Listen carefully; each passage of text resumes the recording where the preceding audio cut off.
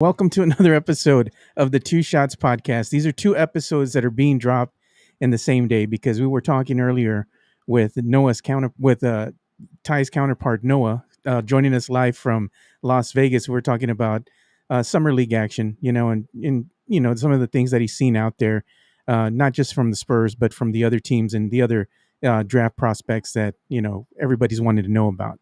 So now we're talking with the one and only Ty Jager, host of At the Line. So, Ty, how are you doing, man? And you had a great interview with Drew Eubanks. It's been going great lately. We've had a lot going on between. We had a whole draft party So first off, this all with At the Line, my podcast. First off, we had a huge draft party that I did with Noah, Nick, and Mac, and that was a success. We had a blast doing that. And then following that, we had a free agency live stream that went on for the first day that we were able to break and react to Doug McDermott and Zach Collins getting signed to the Spurs, and then we had some other ones, including finding out Bryn Forbes got re-signed like at 1 a.m. randomly. That was a fun live stream that we did. That we had a lot of people for 1 a.m. in the morning. So everyone actually who watched that one, thank you for doing that. And then we got Drew Eubanks, forward for the Spurs, come on to our podcast and did an awesome interview with him. He's a very relatable guy, cusses a lot. So if you like a guy that cusses, Drew Eubanks is your guy. He does a lot of that, but he gave us a really great story of how he got into the league. First off, with just like the path that he went down, fighting through a finger injury, going into his workouts and having to deal with that, including on his first workout with San Antonio, he tears a ligament in his finger, and he had to deal with that, and that's a whole great story too. And then just what he's working on this offseason, including a 3-point shot and so many other things. I'll talk a little about Warzone if you're into that. So you can go check that out. That's wherever you get your podcast, at the Line Pod on Twitter. But man, it's been a great run lately.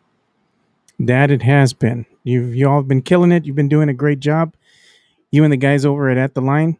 I think we're having some issues with the live streaming. For whatever reason, it's low, and I can't be messing with it. So I'm just going to let it roll. Whatever you're hearing. There's something new that we're messing with behind the scenes to, hopefully have some good interactive experience with the fans and doing some fun stuff as the season gets closer. But we're just testing it out, seeing how it works. And I don't think it's working very good right now. I might have some things I got to work on in the back end. But this interview that you all had with Drew Eubanks, I listened to it in its entirety, and you can hear it right now if you go to YouTube and you go to At the Line podcast. Their channel, their YouTube channel. You'll be able to hear the interview with Drew Eubanks, and I recommend that you do listen to it because he says a lot of interesting things in there. And you all asked him some pretty cool questions regarding Call of Duty Warzone, and he was also talking about, anime, if he's a big fan of anime. And I'm not going to ruin it for anybody, but if you want to know the answers to these questions here, go ahead and check out At the Line on YouTube and make sure you subscribe to their channel. There was also another great topic that I think is actually pretty relevant after what we saw the other day on Twitter. Of course, Spurs Twitter always gets something. It's something new every week. I love it. But he talked about like interacting with fans on social media and just kind of how players kind of deal with it, the good and the bad. And we saw something yesterday that was not something that you should see from fans, cussing out players in general in person. I don't care who it is. I don't care that it was Kawhi Leonard, and that whatever you think about Kawhi Leonard being a Spurs fan, I don't blame you. But there's a difference between saying it on Twitter and saying it to his face. And I think the whole discussion that with Drew on that is a really I think it's really relevant in terms of what we've seen lately with fan interaction and with players mostly. Yeah, and it is what it is on that end. You still have the part of the fan base that's gonna want to have fun, and to them, doing stuff like that is fun. I understand that aspect. Everybody has the right to do what they want. Is it in hindsight, is it a good decision? Probably not. But everybody is entitled to do whatever they want to, but sometimes we do not make the best decisions, and I think this is one of those times where it really wasn't a good look. I understand why people are getting upset. Let's put it like that. Yeah, and it's again, you guys can think whatever you want about Kawhi Leonard. You can hate him or you can love him, but there's just a dramatic difference about saying this on Twitter to an account that he's probably not looking at and saying it to his face. And with it being Kawhi Leonard, Kawhi probably doesn't give a shit. Sorry if I cuss. My bad. See, Drew is just rubbing off on me. No, but he probably doesn't give anything. But that's not the same with these other players. Our players will. There's the Mouse in the Palace documentary that just dropped. Why is everyone trying to take their chance with this? Yeah. So it's like, it's one, you're not doing anything. You're that kind of behavior will get you kicked out of events. They will give you lifetime bans because they're not, after we've seen everything in the past few months of fans coming back, these leagues are not going to deal with that anymore, and they're not going to put up with it. So besides it being a teenager saying it and then the dad encouraging it, that's not good behavior for sporting events. That will get you banned. And I don't want to see people get banned over stupid, childish stuff like that. I know it was from a child, but man, for an adult to encourage that and other adults to saying, yeah, that was cool, ha ha ha, that's not a good example on not just for kids, but fans in general. Yeah, I got you, man. We have a comment here.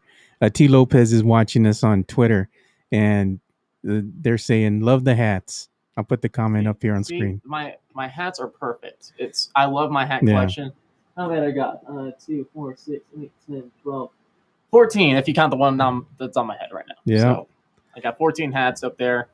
I want to say at least half of them are Spurs hats. There you go. I know there's going to be a Green Bay hat in there somewhere. Yeah, there's a Green Bay hat on top, and then I have a signed Green Bay hat from Aaron Jones back of my parents in the Packer Den. Yeah, there you go. That they have over there. Yeah, so let's go ahead and talk a little bit about this Drew Eubanks interview.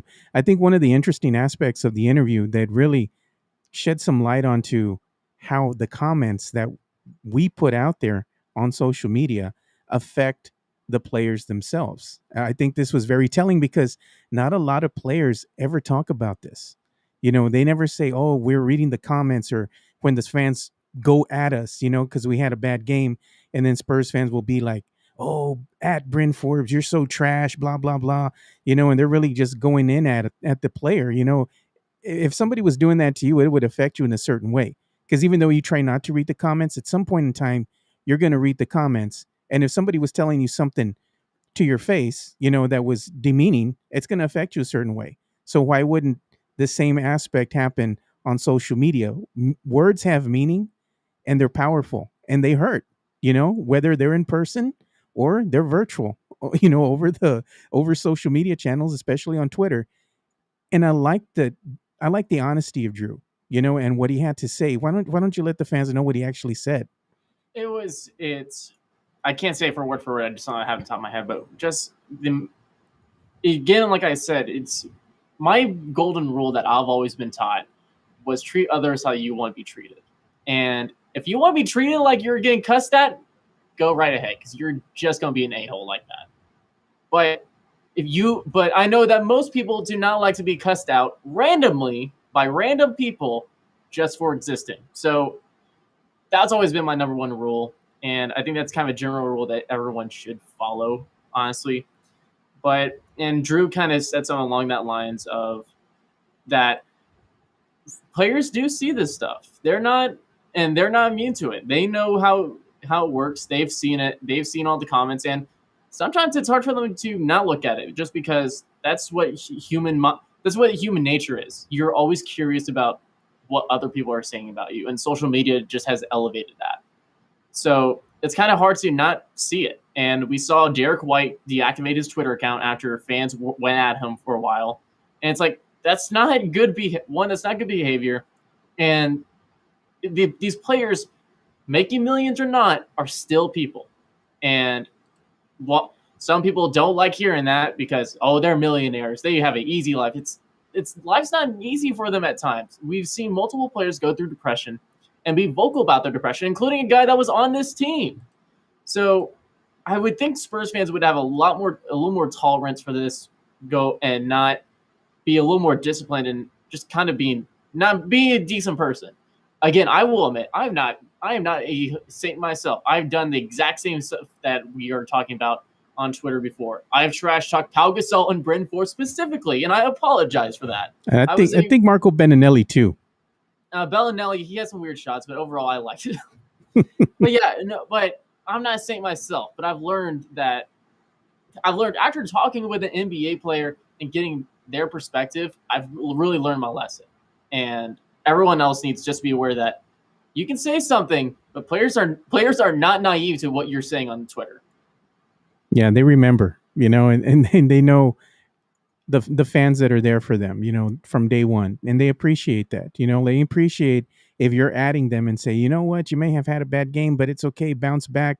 And we're looking forward to seeing what you're going to do for the rest of the season, or just shake it off. If you're sending words of encouragement, that goes a long way, because we never know what one person is going through on any given day. You could be having a rough day and you look at something and somebody said something nice to you and it makes you smile, makes your whole demeanor change. So I think we need to be more mindful of how we treat these players, because even though they're not, accessible to all of us, where we're going to see them every day, what we say about them means something to them. They do read it. So and Drew told us specifically that he sees the words of encouragement. He sees the positive messages more than the negative messages. And I want to say that he went replied to some messages that he got on Instagram that were positive messages. And I know that makes fans of days often, that if you say some words of encouragement, you get something back from a player, that's awesome. I know that's made my day in the past before, and it's cool to see that. But players, as much as the negativity as they see, they do see the positivity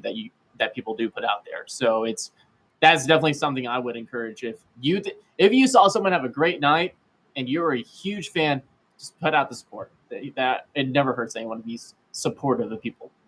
Yeah. So another thing that I wanted to point out with the Drew Eubanks interview is Drew is working hard behind the scenes. He's trying to work on his game. And he even said he was working with Chip right before he left to go and help Team USA with Coach Pop. He's actually working on, his shot, which is a great thing. Spurs fans were critical, I think, of Drew at times. They wanted him to be able to knock down an outside jumper and with consistency. And he did take some threes. He was able to knock down a couple. And he's wanting to go ahead and kind of develop that a little bit more. So if his number is called and he has a wide open shot, he wants to help his team win, just like anybody else. And if the shot falls, great. But he's working on that. So to me, that was something that I really took from the interview, is that he's working diligently on his shot with one of the best in the business. I mean, what did you think about that? This is because Drew and I have been talking for a little bit. We've been trying to get this interview to go down. And so he told me that last offseason he was working on this outside shot. It was just that the game plan that the Spurs were running was just not how it was going to go. Spurs were more focused on working around DeMar DeRozan and other players in terms of trying to get them the shots first and before the centers that aren't really experienced. Now, Drew is 3 for 3 career from deep, so I don't know why they haven't been giving him the green light before, but now they're getting the green light to him. And it's something that they've been obviously working with him for. And he says that he feels like that he's one of the best shooters in the gym whenever he does go in there. And while some people, and he said this too, word for word, he may be hyping himself up, so people might take that for what it is. But that's what, if he's confident about his shot, confidence plays a key thing into some of these players. Hell, look at Ben Simmons. The man did not have confidence, and look what happened in that playoff series. If a guy can have confidence, especially with his jump shot and his shooting stroke, that's a positive thing. Now, some players are a little too confident in themselves, and it doesn't show. But we still have to see what Drew's going to bring to the table. But it's encouraging from a guy that definitely honed his shot with his hook shot. That he said that he's able to drain the hooks from 3-point range and just like in normal shoot around. So knowing a guy can be dedicated to working on a shot like that, I'm really confident to see where Drew can go with a 3-point shot. Yeah, we got some comments here, Ty. Let me read these. And it definitely has going to help the Spurs. So yeah, we got a comment from Spurs and Chill watching us on Twitter. He says, "I love Drew, and I've always got his back. Unless there's a fight, then I'll point and say help him." Hooper Flash has a comment here. He's watching on Twitter. Thank you guys for watching and commenting, by the way. We greatly appreciate it. Hooper Flash says, back like we never left. That's good, Spurs fans. He says, hi, Ty. Hello. And here's Spurs and Chill again. We'll read this comment. He says, Drew's going to get 50 He's some. gonna drop 50. He's gonna drop 50 piece on from deep. Yeah, I Nooper love it. Flash always is saying confidence is key. So yeah, that there you go. And that's the thing, when you're working with Chip, he wants to build that confidence, and he's going to want to go ahead and have that carry over into the regular season. I mean, who the hell doesn't want to see Drew drain a three, from beyond the arc? But it's just a hook shot. That would be so fire, If dude. he pulls out the hook randomly in a game and drains a three from it, that shot's gonna be celebrated for years. I'm just gonna. It should be celebrated. It should be hung up in the Hall of Fame. The only hook shot three ever made. I Yeah, don't know. There probably is another hook shot made, but it would live in man, infamy.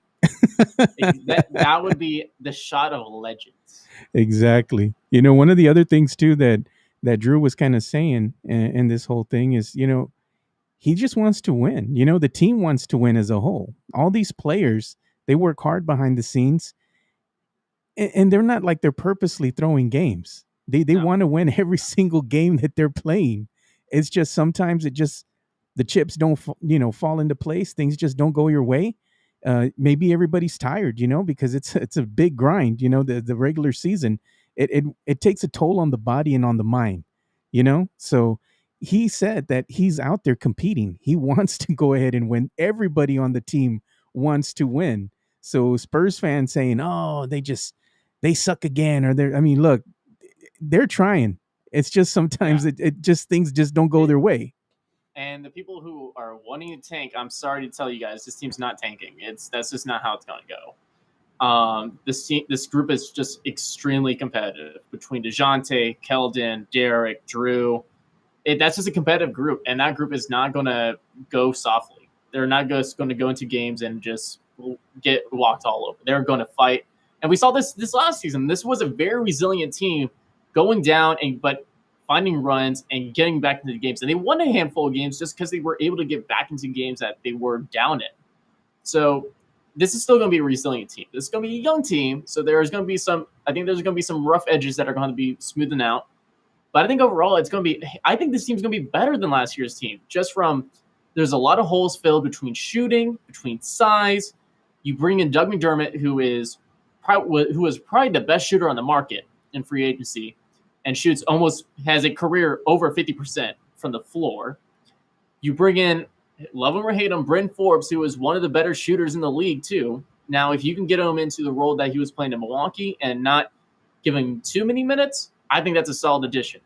You also have guys like Drew, like Derek, like Lonnie, like Devin, who are all bringing three-point shots into this game. Now, Drew is a bit more of a question mark, but the other three I mentioned, those guys are surefire three-point shooters. Derek White had the highest three-point percentage on this team this last season, and that was higher than Patty. And now you got 3-and-D. You got Lonnie, who is a solid three-point shooter. You got Devin Vassell, who is a 3-and-D kind of type player too. Trey Jones is suddenly pulling up threes occasionally in summer league and draining them. He drained one in hell of pose, for God's sakes.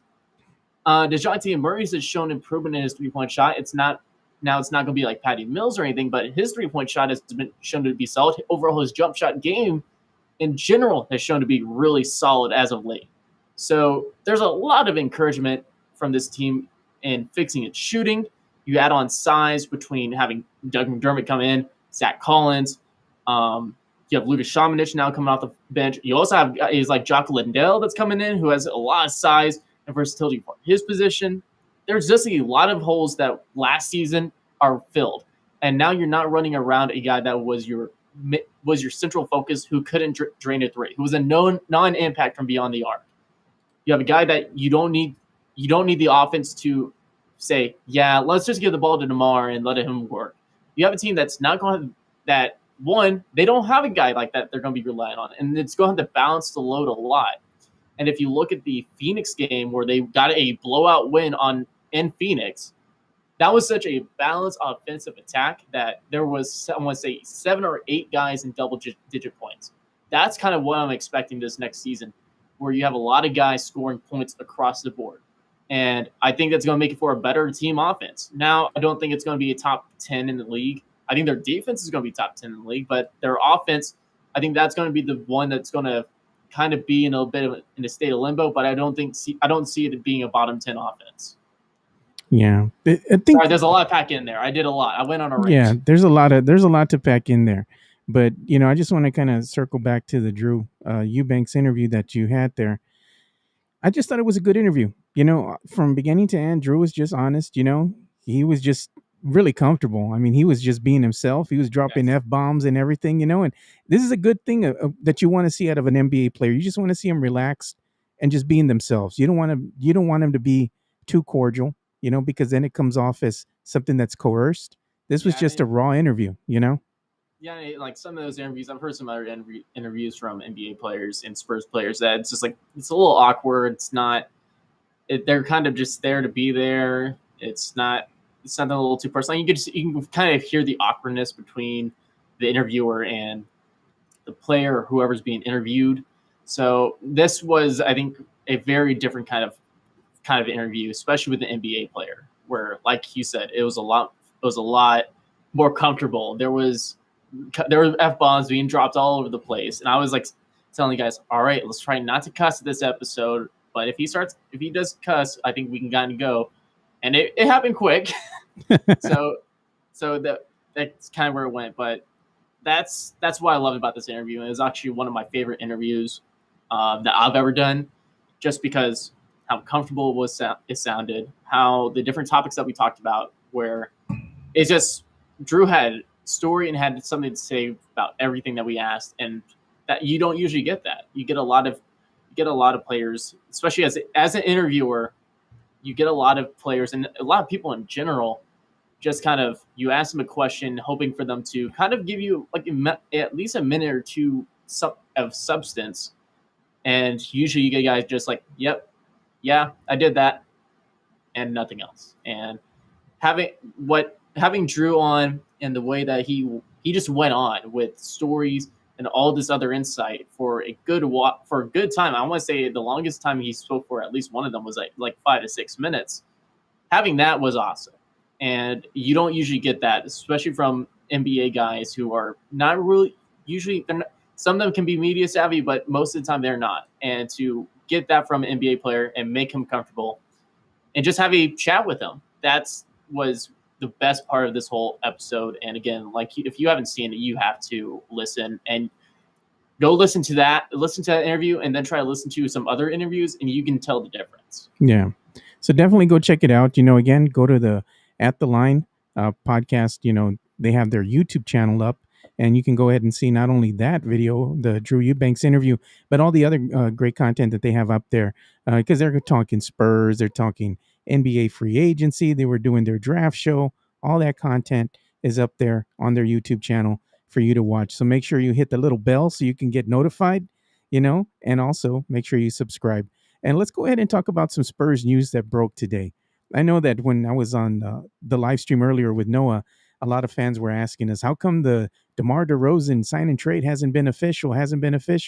And lo and behold, as we were talking, it became official. So we're going to go ahead and transition our screen here and go ahead and start getting into some of the highlights here, which the Spurs officially announced. And I'm looking at Paul Garcia's uh, Twitter account right now, and he went ahead and put it out on his Twitter line. It says, the Spurs announced the sign and trade for DeRozan has officially been completed. And there you have it. San Antonio acquired Young, Amino, a future first round pick, a 2022 pick, and a 2025 second round pick. And of course, the Chicago Bulls, they go ahead and acquire DeMar DeRozan. Paul went ahead and put some more information up here, and he was saying, going by their official moves of the Spurs, he's got the Spurs with the 7.2 million in cap space after acquiring Young and Aminu. He says San Antonio needs to officially sign Collins, Primo, Landale, and Forbes. Order should be Collins, Primo first, Landale, Forbes second, and or third. And San Antonio still has some exception there with the cap space. So there goes that. little tidbit of information. So yes, the trade is official, and those are kind of the numbers that they're that he's putting out there for the fans. Currently, we still have the other official signings that need to take place, but as Paul had stated, those will probably fall in line here pretty quickly now that they've officially have completed the sign and trade for DeMar DeRozan. Have you heard anything as of late? Right as we're talking right now, has anything broke? No, nothing's broke. It's this is the latest. This is the latest official announcement that we've gotten, and so Alfred Camino and Thaddeus Young are Spurs players for at this moment. Now we had heard rumors that a third team could have been involved in that signing trade. I don't think that was the case, but that Thaddeus and Alfred could easily be traded this offseason. I think the only exception would be there's a 60-day window if they're combined with another player to match a higher salary or something like that. But say the Spurs just want to trade Thaddeus Young for a first round pick, it's easy. That can still happen, and that'd be very. And there's definitely some contenders that would love to have Thaddeus Young on their team if they can. Alfred Camino is our defensive specialist, along with some shooting. That 3-and-D type of guy, really, that can be valuable to some teams.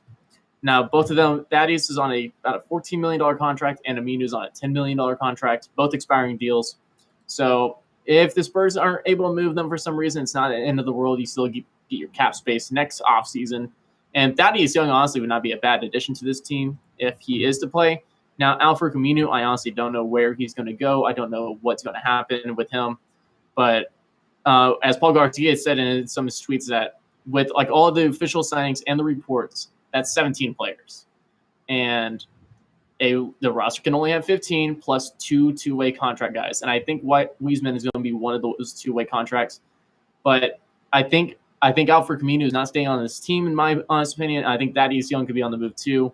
It just all depends on what pans out. And we'll probably find this out throughout this offseason or before the season starts. But for right now, like you said, with Paul Garcia said, we have yet to hear anything officially announced with Josh Primo, that's going to be something. It's a first round pick that's going to get signed.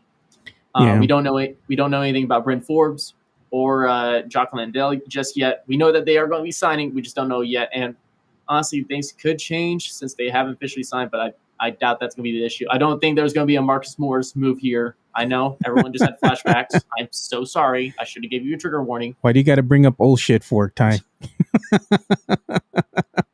I'm crossing my fingers, hoping nobody goes ahead and reneges on their agreement.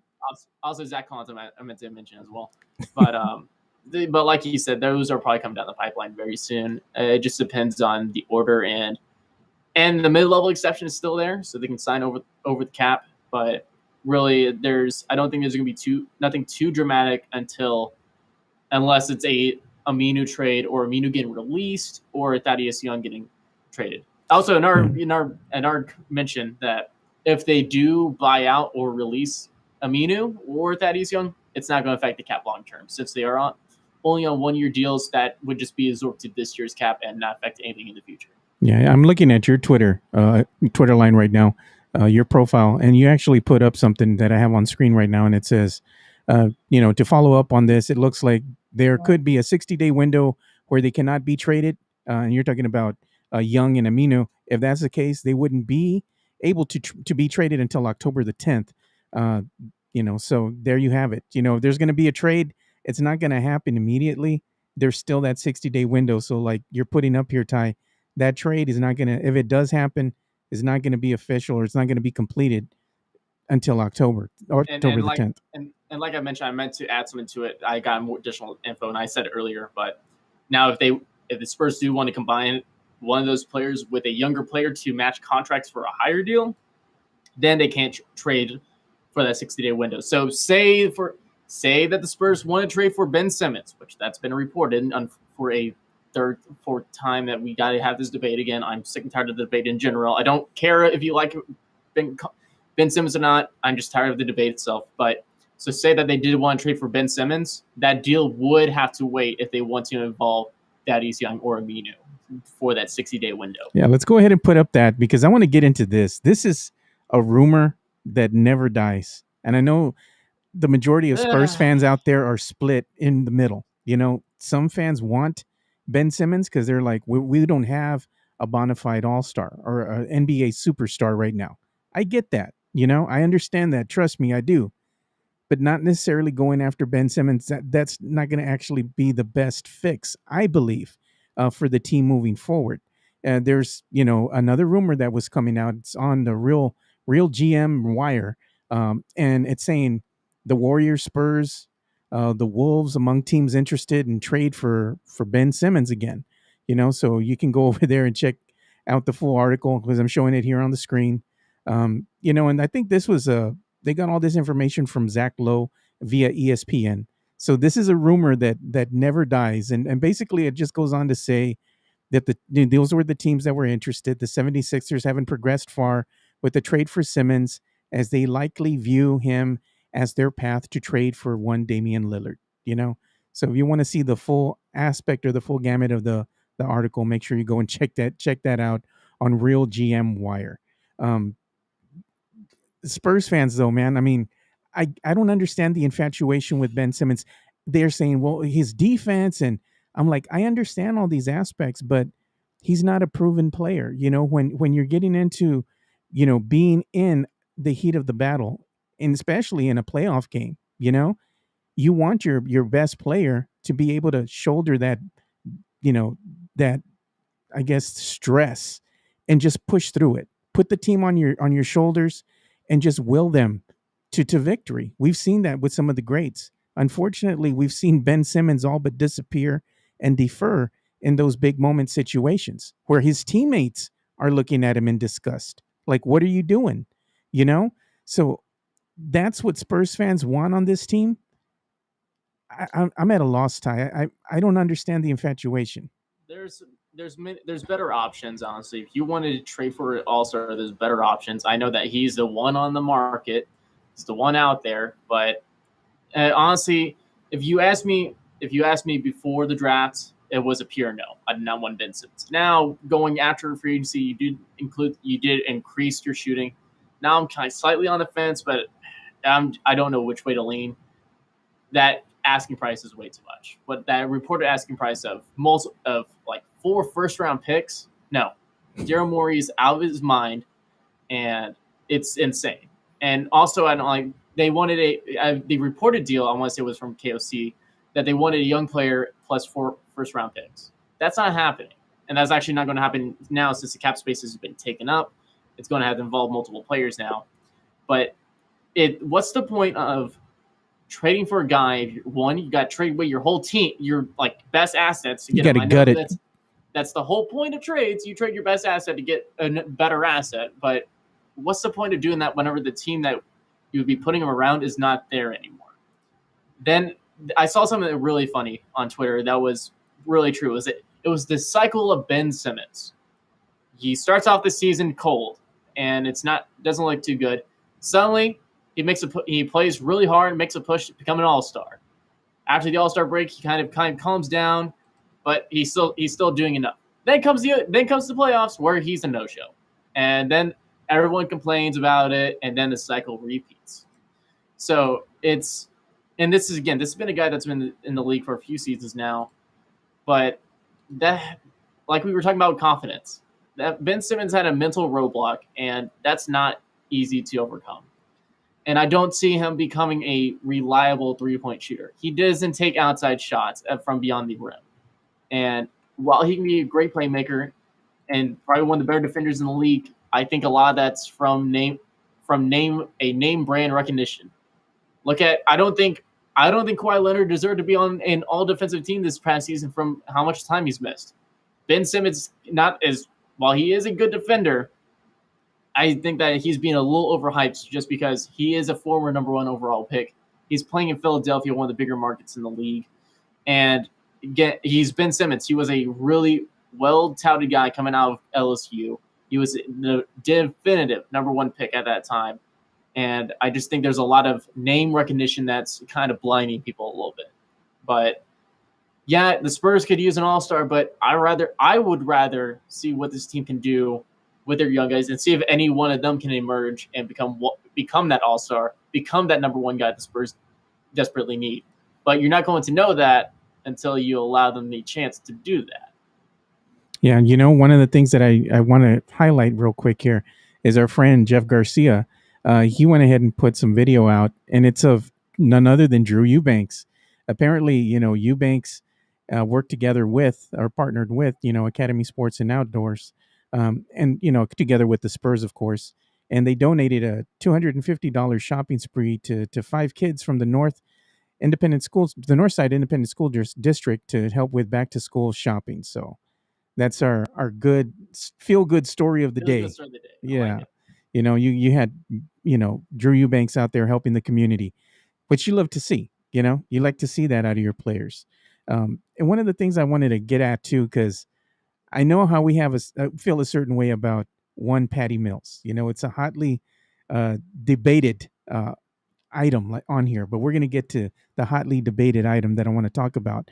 Let me ask you more importantly, how did you feel about one Patty Mills being traded? You're not traded, but just, going to sign with the Nets, because at this point, Spurs fans are like this, Ty. Why did we sign Bryn Forbes and not one Patty Mills? And my response was, Patty has to want to stay with the team. How do we know that we didn't offer it to him and he wanted to go and chase a ring? I don't fault the guy if that's what he wanted to do. It's also it's a mixed bag where Patty Mills came off 10 years with the Spurs team, and if you look back, he didn't play in the bubble. He was kind of a quasi coach for the bubble, and then going into last season, there's a lot of young guys that are coming up, aka look at Trey Jones in Summer League, where those guys are bound to get some minutes soon. And I kind of was preparing that Patty Mills is probably not coming back. That was kind of what I was preparing this offseason, just because there's too many young guys beneath him. There's so many guards that you already need to play. And I would imagine that he would lose minutes by the time that this kind of came around. And add on that he wants some decent money. Yeah, the Spurs could have offered money, but there's some other options. And then Bryn Forbes is kind of bringing in our culture guy.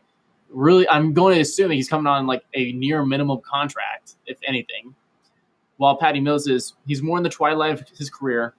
He's coming near the end of his prime, and he wants to be a difference maker for a contending team and go try to win his second ring.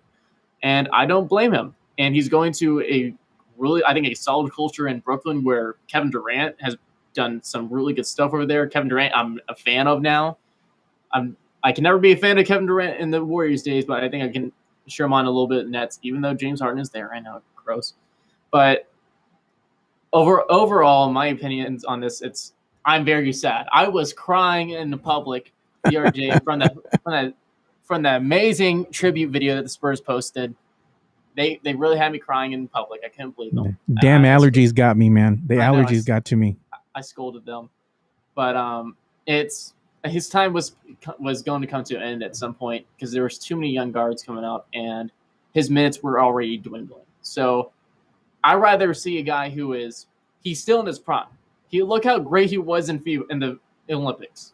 Yep. He can still play, and I would rather him get some meaningful minutes elsewhere than sit on a bench whenever he could really be playing some really good basketball elsewhere. So while it's bittersweet, I'm still happy for the memories that Patty Mills has done for this team.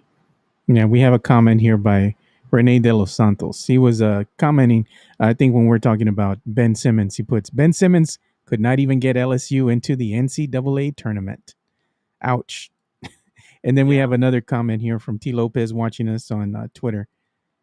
And their comment is, hope Patty comes back when he is like 40. I hope he comes back so he can retire as a Spur, Hey, I could see that happening where he signs like that one-day contract. The one day retires a Spur and the Spurs retire number 8. I don't see anyone else wearing number 8 anytime soon, just because they're like that tribute video shows, he's done a lot for this community. Not just on the court, he's done a lot of off-court community support. And again, he was drafted by Portland, and I want to say that it was either released or he just didn't resign. And it was the shortened season in 2011, if I remember correctly. I think it was 2011. like 2010, 2011, and he went over back to Australia and played some NBL, and then season restarted. He didn't have a team, and I think he signed with Spurs midseason, and he made a difference, and he stayed with the team for a whole decade, and I think just like George Hill is still a part of the Spurs community in San Antonio, I think Patty Mills is going to be the very same. Yeah, he's going to a different team, but I don't think he's going to ever leave the San Antonio community just because it's this. I think this is a second home to him behind Australia. So I think he's definitely going to be a lifetime Spur no matter what happens. And I think number 8 is going to be in the Raptors one day. And we got a comment here from Renee De Los Santos. Bryn Forbes will lead the Spurs bench. I love it. Yeah. You know what?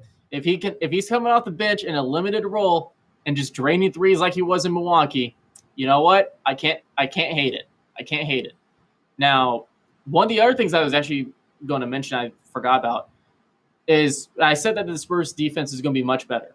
And I think that bringing Bryn Forbes back with not having defensive liabilities in DeMar and Patty, DeMar was a below average defender and Patty Mills was just a little too undersized.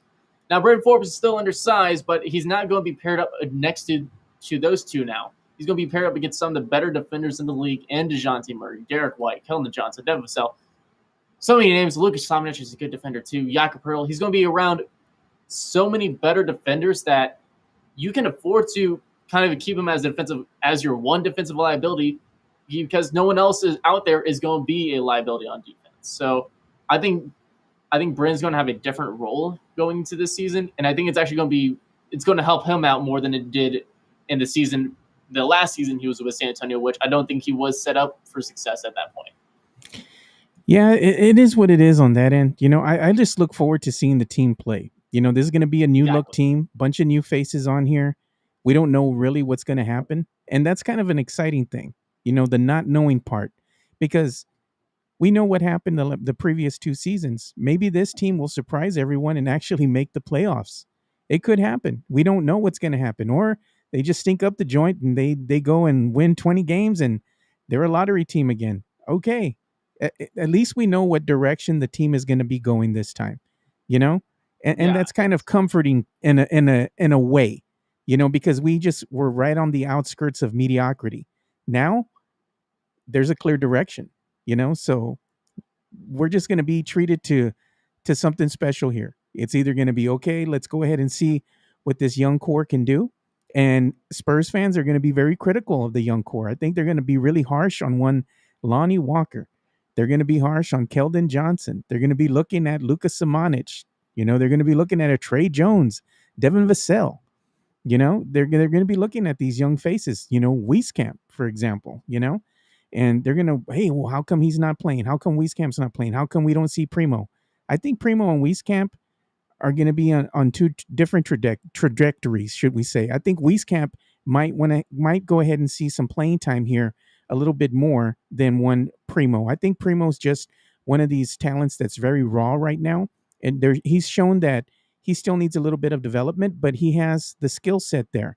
He just needs some seasoning, and that's what he's going to get in the G League. So it's going to be a different type of season, Ty. And I think beyond the wins and losses, as I stated in the previous season as well, the only thing that I'm going to carefully be looking at is how the team develops, how this young core is developing. Are they getting better as the season rolls on? Are they starting to fall off a little bit? What's really going on there? Because that's going to tell you the story for the next season and what's going to be coming. If you can see them growing in front of your eyes and they're putting up wins, that's a good thing, but if they're losing, but they're still developing and they're still showing promise, that's a good thing as well, Yeah, I've said this multiple times that this is a win-win type season going for the Spurs. First off, the biggest win, no matter what's going to happen, is you get these guys' development. That's going to be the biggest thing in all of this. That's the huge win, that you're going to be able to run your young guys, see what they have in them, and get them developed, get them meaningful minutes, and get them pushed into the spotlight. Throw them to the wolves, see if they survive, see if they sink or swim into the ocean. There's so many metaphors for this, I can't say them all. But you get to see what you have. And that's kind of a really important thing for the Spurs to see what they have, see what's going to work, see what they can trade away, and see what they can continue to build around and work with. Now, the win-win situation comes in. If they do really well, that's amazing. That means your young guys are talented, they are skillful, and they make an excellent team that's going to that gets you into the play-in or maybe in the playoffs. I'm very on the optimistic side where I think that's going to happen. Now, say on the other end, now say that they don't click, say that it just doesn't work. It's too young of a team to really be successful. Well, suddenly you're still in the lottery. Go get another lottery talent. Maybe trade away some guys that just didn't work, and get yourself into the top 4 if you don't land there. There's a lot of ways this team can go for good or for worse in terms of how the season goes, and it's going to work out in the end. I think that's going to be the way it is. And honestly, like I said, I think this team is so much better than last year's team. Now, the offense is definitely going to be a question mark, but that defense has to be a top 10. That's a top 10 defense with the personnel out there. And I think that they make the play-in comfortably. I think they make the higher end, so like the 7 or 8 seed. I think that's kind of a really realistic projection, at least for me. Now, I don't know. I can't say what's going to happen until they play, but I'm very optimistic for this team. Look at this is kind of funny. Rene De Los Santos, he has a point here. He goes, most teams play AAU basketball. He says the Spurs will play zone to mitigate their weakness. Well, he's not really wrong, because we've seen him play a lot of zone. And some teams cannot adapt to zone. We saw this in the playoffs where some teams throw out that zone defense and they're like, and the offenses were like, what do we do? Where do we go? Make shots. I guess I'll throw this bad shot selection from the 3-point line. Oh no, it didn't go in and I turned it over. Look at that. Yeah, I think this is going to be a much better team overall in terms of there's going to be a lot of team play. I don't think we're going to see as much ISO as we saw with DeMar and Rudy. I think there's going to be a lot more ball movement. I think there's going to be less ISOs, and I think we're going to see a lot of one of the things I think I'm going to see a lot from DeJounte and Keldon specifically is I think they're going to be slashing a lot, but I think there's going to be a lot of kickouts. You got a lot more shooting, like we mentioned. You got Doug McBuckets, who is an excellent shooter. You still have guys like Lonnie.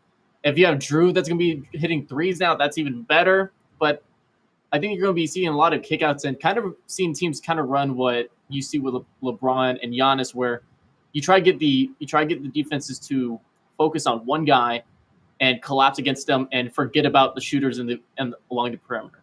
And I think that's been a successful model, obviously. And I think the Spurs are going to try to make that work. And like I said earlier, it's going to be a lot of balanced scoring. I say that if one guy is not having a good night, say that Keldon's not having a good night. I think Lonnie's able to step up and start scoring, or Derek's will step up and score. If DeJounte's not having a good night, there's not one singular person you got to rely on for this offense to work, and I think that's going to be really beneficial for this team. Now, again, you don't have a number one guy that you can go to that will get you the buckets, but I think someone is going to step up into that spot and show themselves to be the clutch guy that's going to get you those clutch buckets. Lonnie Walker. Sorry, I have a little bit cold. My bad. Well, we'll see with Lonnie Walker. To me, Lonnie needs to show me something this coming season.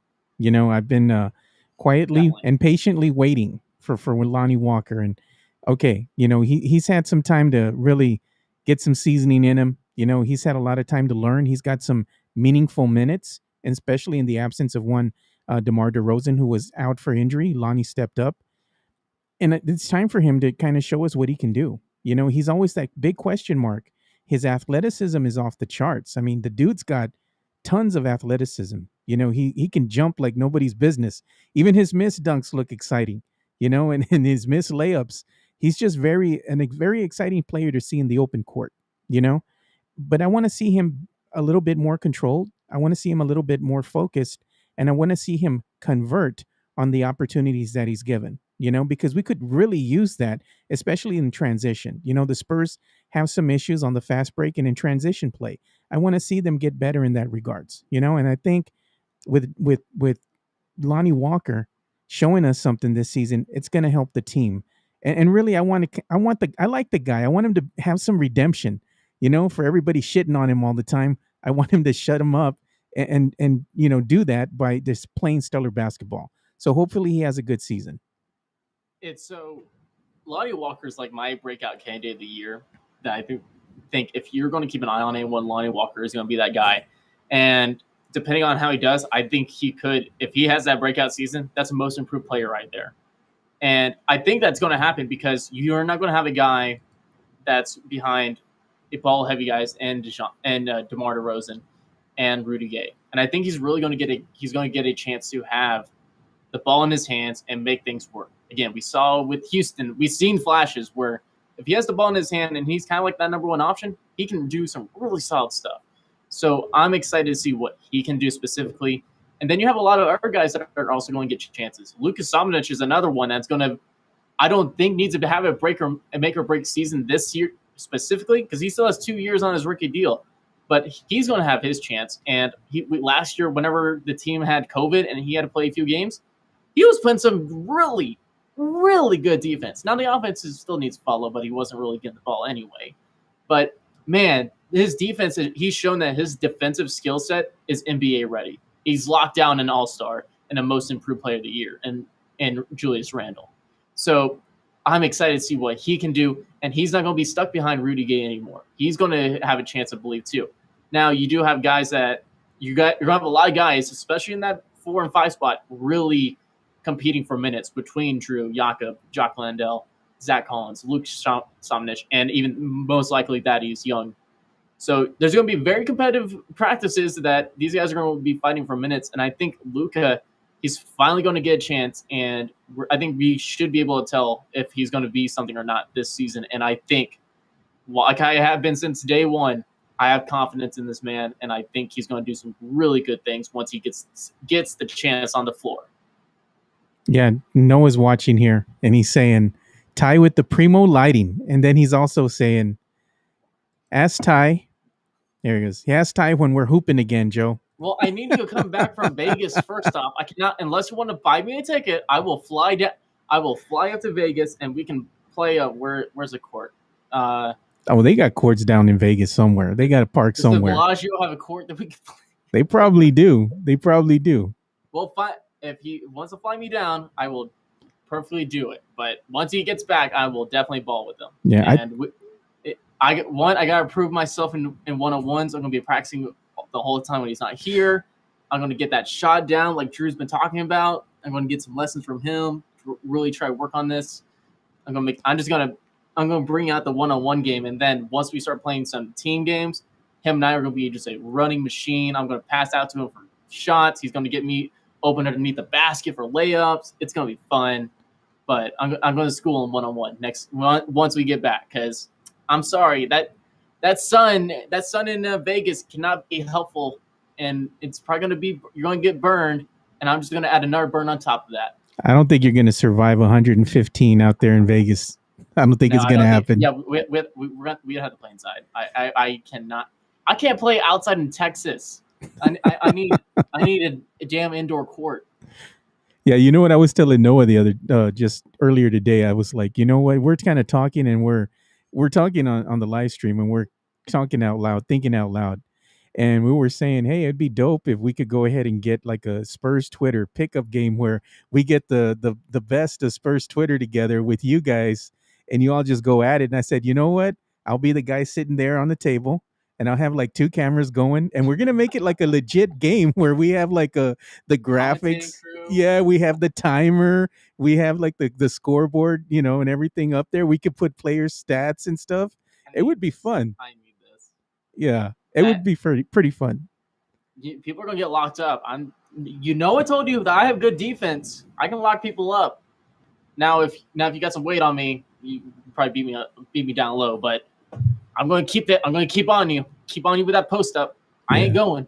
Yeah, that would be fun. I would just be behind the scenes, like running the things, like as far as the live stream goes.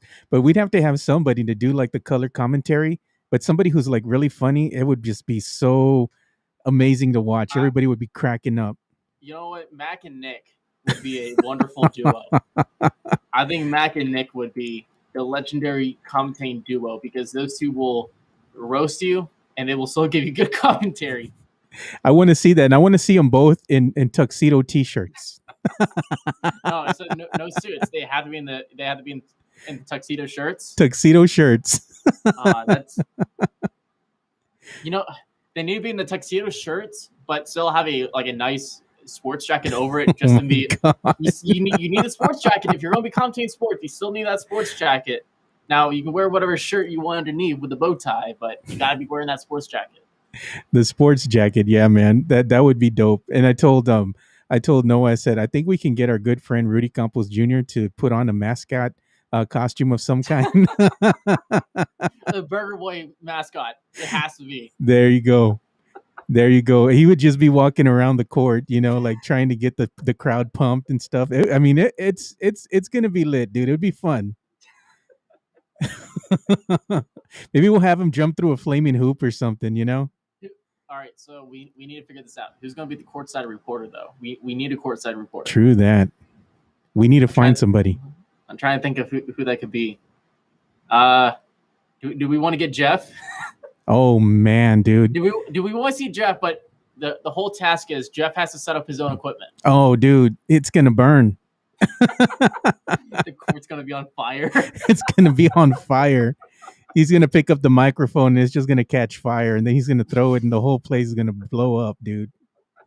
He can't. Jeff and tech don't mix, dude. I just crack up every time I start thinking about Jeff and he's putting on Twitter, "Hey, I'm having tech issues." I'm just like, I imagine the whole thing just burning down, Hey, if we can get Dan Weiss to be the courtside, I would love that. Oh my God. Maybe help Jeff out with the equipment. There you go. Yeah, we can get somebody, man. We got to get somebody legit to do the commentary on the site, This sounds so much fun, and I would have a blast. Who's gonna be the ref though? Because we need a ref. Now all I can imagine is Father Thomas from Semi-Pro. Oh my God! Somebody's gonna pay the ref off, slip him some dollar bills, cuss him out. Yeah, man. I'm just thinking, and you know what, Carl Showing, he's gonna be our ref. The man's in shape. He can do it. And he has a good knowledge of basketball, and I still think he can throw out some witty banter out there. So, Carl Showing, you're the ref. I'm just calling it. Yeah, Carl could do that. Carl could actually call the game, too, because he does that. You know what? Swap Carl and Mac. Mac's going to be the ref. Everyone on the court's going to be taller than him, but he can be the ref. You know what? We need to have a celebrity ref. I think I know some people, dude. We need to get a celebrity ref. Somebody who's unbiased. Like who? I'm trying to think. I don't know. We got to get some peeps, man. Maybe from the radio or something, or, from the media here. Oh, you know who we could get to be the ref? My friend RJ Marquez from KSAT 12. He just got a dog in the fight, dude. So he'd be perfect. That's great. I love this. This is excellent. I'm having so much fun with this. I'll just call him up and let him know, hey, bro, can you go ahead and be the ref on this day? He's like, he'll probably say, just give me some advance notice and I'll be there.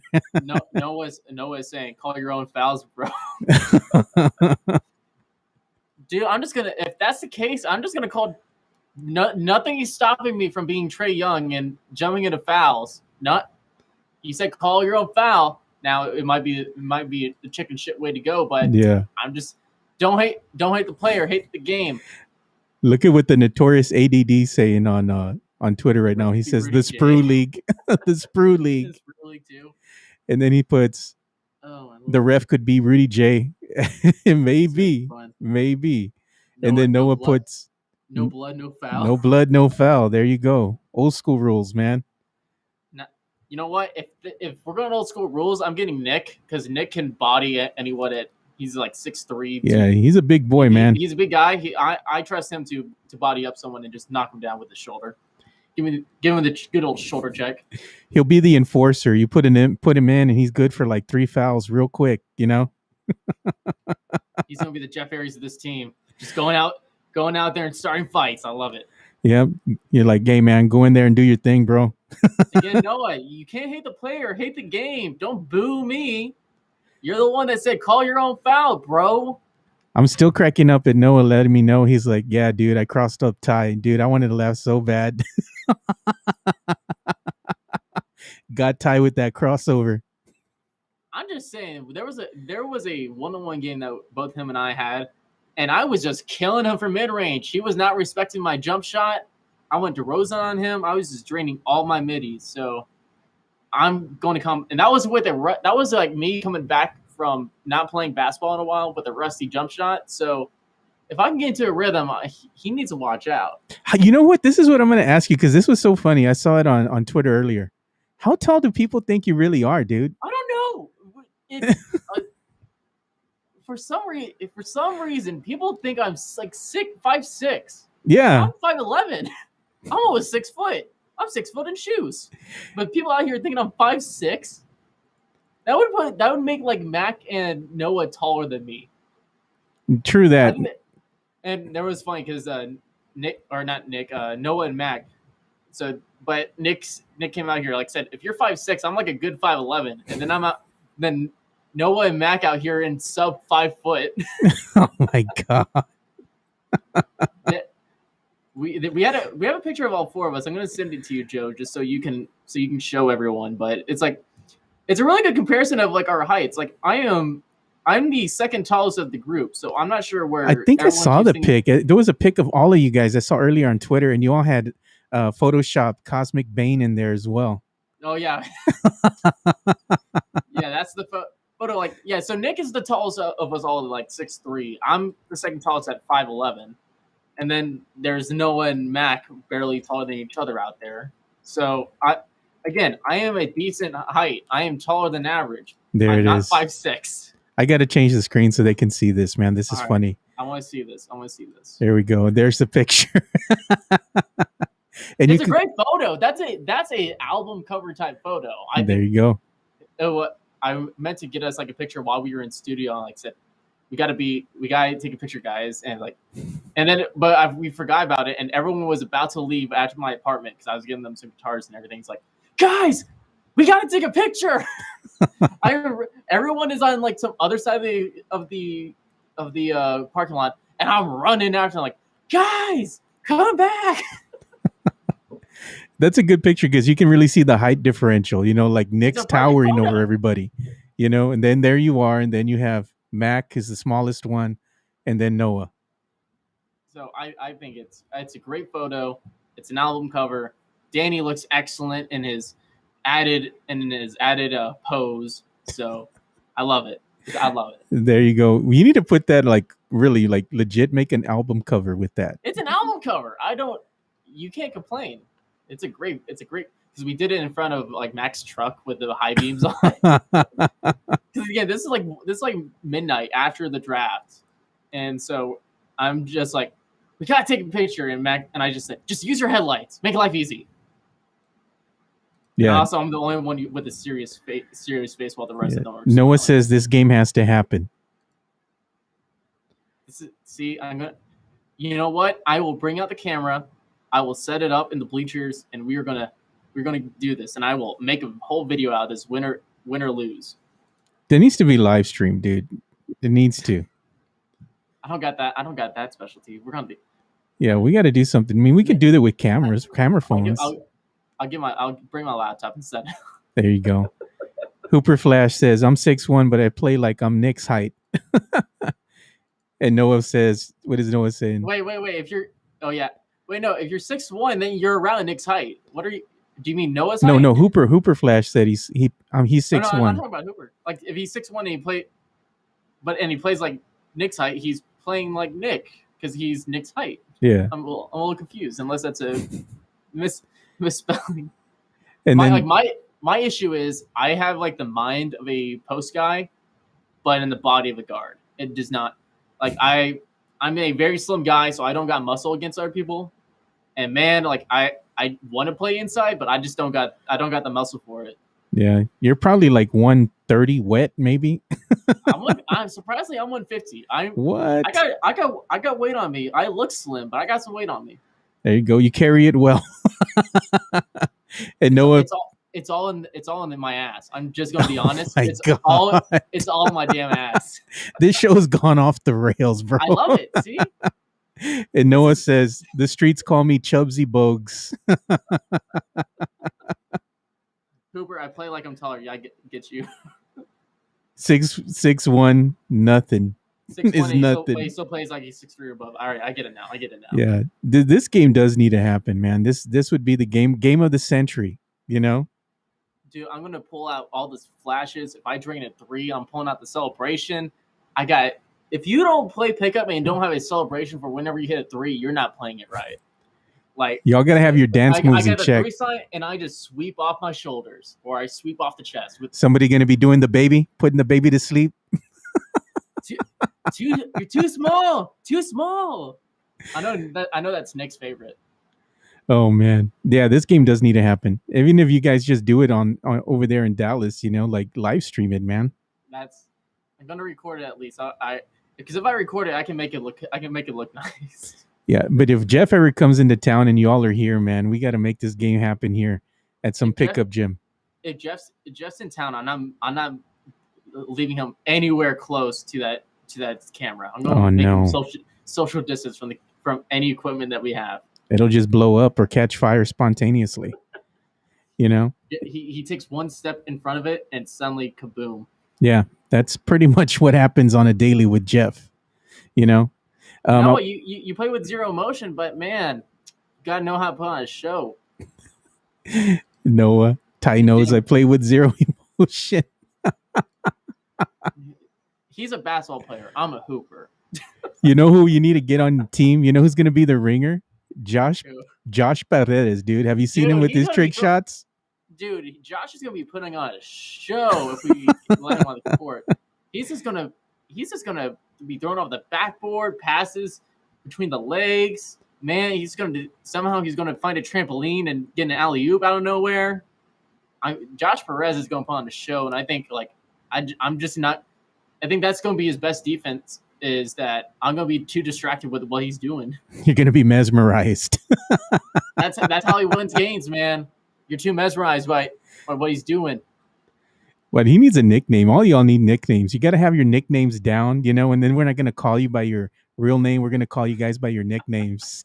Well, mine's a Jaeger bomb, of course. The Jaeger bomb. Dropping Jaeger bombs all on the court. What would Noah's all over name? Noah.